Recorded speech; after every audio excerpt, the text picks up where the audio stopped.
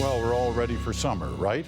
Not before our annual picks of the hits and misses for the political year so far. At Issue will have theirs coming up on Wednesday night, but tonight it's the insiders. Jamie, Kathleen, and David promise not to be partisan in this. Let's see how they do. First up, we have the best strategic move of the year. Jamie is going to start us with this, and we'll show you a hint of what it is right here. Our plan features 3 years of historic involvement in the investment in the Canadian economy. That growth will eliminate the Harper deficit, and we will balance the budget in 2019. Translation, deficits. A promise from a party that's looking for power and got it with a promise of deficits. They did. And that's because in that one move, Mr. Trudeau came to own change. And we had an electorate, 2/3 wanted change, 1/3 didn't. And with that move, he showed that he was offering change from what Mr. Harper had on offer.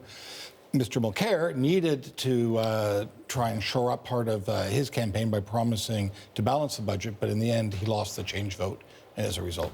All right, Kathleen. Your best strategic move. Yeah, I've got to give it to the Alberta New Democrats and Rachel Notley for a climate leadership plan. Why? Because they did a lot of work. 6 months into government, they consulted a lot of the stakeholders, industry, non-governmental organization, climate activists, and Albertans, thousands and thousands of Albertans, to come up with a plan where they could actually have on stage First Nations, Steve Williams from Suncor, obviously lots of environmental activists, and the Premier herself to go and put forth to Albertans a real climate change strategy and plan. And it's the first that has been done so. In fact, really, in many ways, you could say that Trudeau took that plan to some ways to Obama in March, and that meeting are sticking with those targets. All right, David. Those are both pretty good answers. I chose the Conservative Party's decision to delay its leadership convention until May of 2017, giving a party that badly needs to have an internal conversation about where it's going and what it's about a chance to do that, a chance for people to emerge as potential candidates and to mature into that role, which they weren't given much of a chance to do under Mr. Harper's leadership, and probably some glimpse as to where electoral reform is going, which also is a factor one would want to consider when you're choosing a leader. Smart move on their part. All right, well, let's flip it from best strategic move to worst strategic move. Kathleen's going to start us, but here's a hint of her choice. A few moments ago, I met with His Excellency the Governor-General, and he has agreed to my request that Parliament be dissolved. I seem so confident on that day. Well, first of all, you got to admit, and all of us would agree, I think, that it's easy to armchair quarterback from here. But I think we would all agree now that that decision to call the election early on August the 2nd, basically 5 to 6 weeks earlier than most of us would have guessed it would have started, was a really bad move. Why? For a number of reasons. It seemed like the Conservatives weren't prepared. They didn't really have a plan to go for that length of time. And in fact, today we even found out that the Liberals outspent them in terms of money for that election. And also it gave the other parties, particularly the Liberals, the runway they needed to take off and win. Yeah, people were amazed it was going to be a long campaign. They really thought it was going to work for them, as it turned out. Yeah, backfired. David. Worst strategic move for me has to be Tom Mulcair walking into that convention and getting a 48% leadership review vote. That's something that was a bad development for the party, who wouldn't have wanted that to unfold that way. It was a terrible development for him personally. All should have been entirely avoidable if one had listened to the right messages from the party on his part and or managed things a little bit differently. So I think that sleepwalking into that convention was the worst strategic move of the year.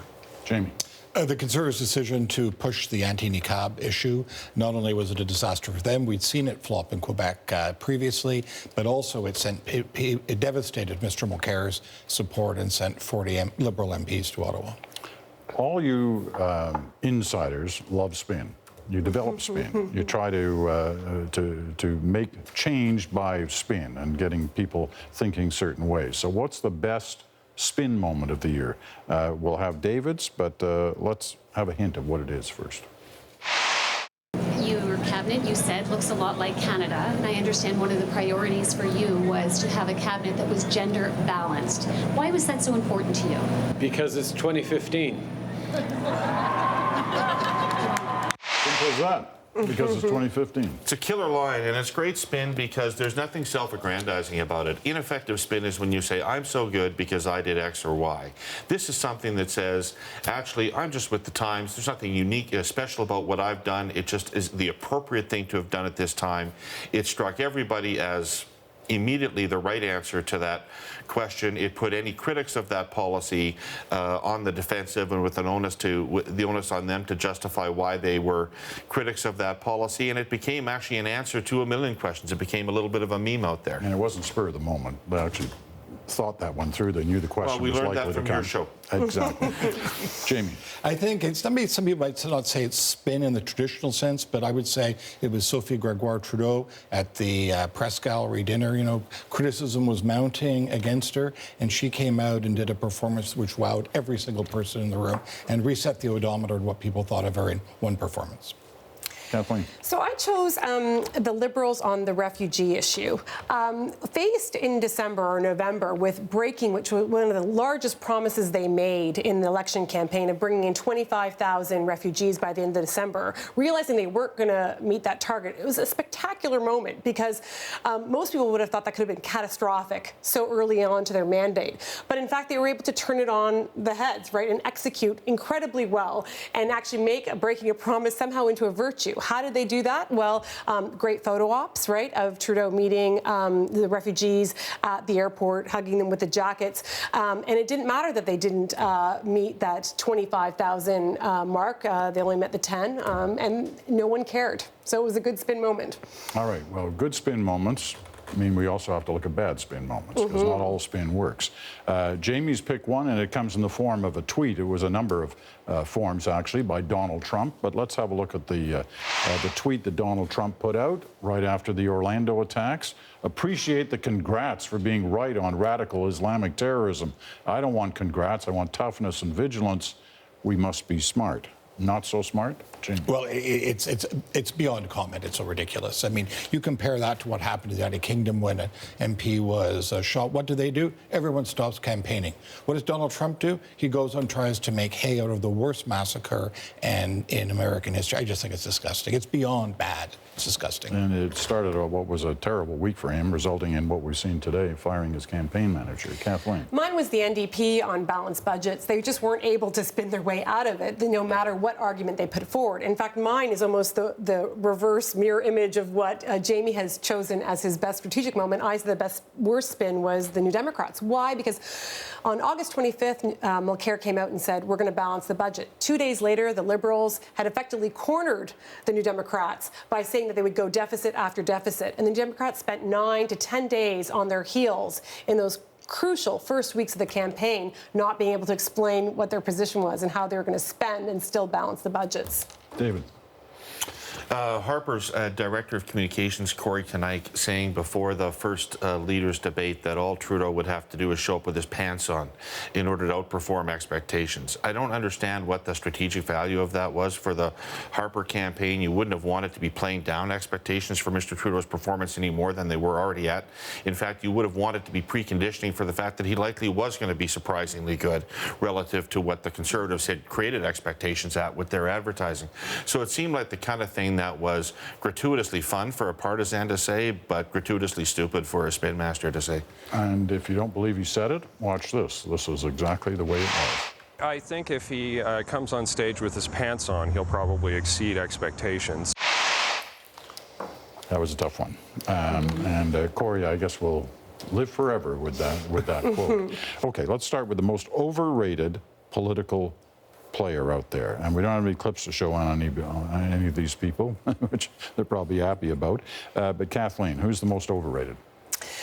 Well, I put this forward, and of course, everyone in public service works really hard. But I do want to choose Minister of Foreign Affairs, Stéphane Dion, for this position. Why? Because I think he was selected as the Foreign Affairs Minister as one of the most experienced and stable hands, one of the most experienced members of the cabinet to come forward. But really, he's had a lot of trouble explaining himself.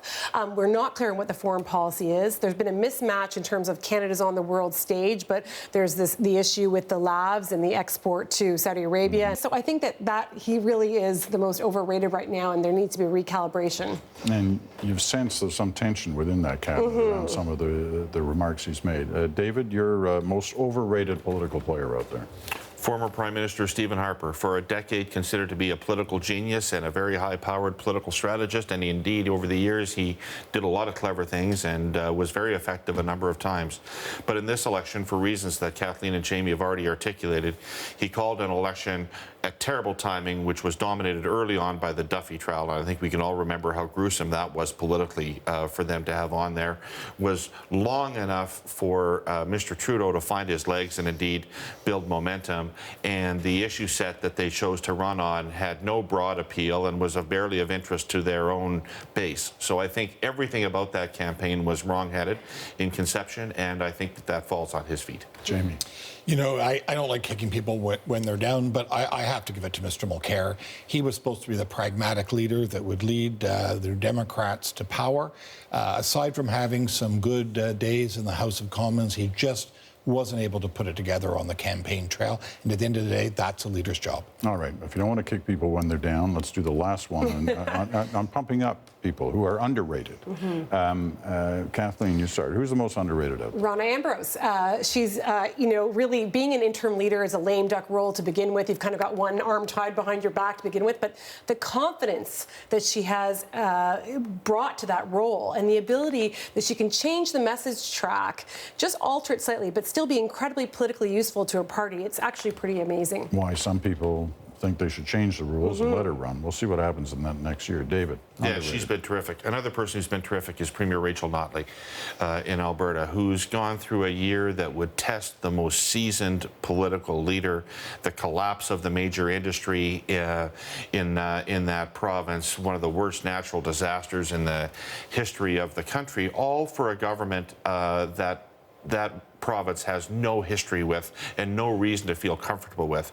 She's taken some hit in public opinion terms, but she remains a very viable candidate to be re-elected as Premier in the next election after one of the toughest tests in the first year that you could imagine. You get a quick last word, Jamie. Quick last word. Of course, the easy answer is Justin Trudeau, but I actually give it to Jerry Butts and Katie Telford, two of Mr. Trudeau's top advisors. They ran a campaign that at the beginning a lot of people didn't have a lot of confidence in. They stuck with their plan despite widespread criticism, and they brought the big prize home. So to me, they're the ones. All right. Thank you all. We've worked through a lot of stuff there in a short period of time. Appreciate it.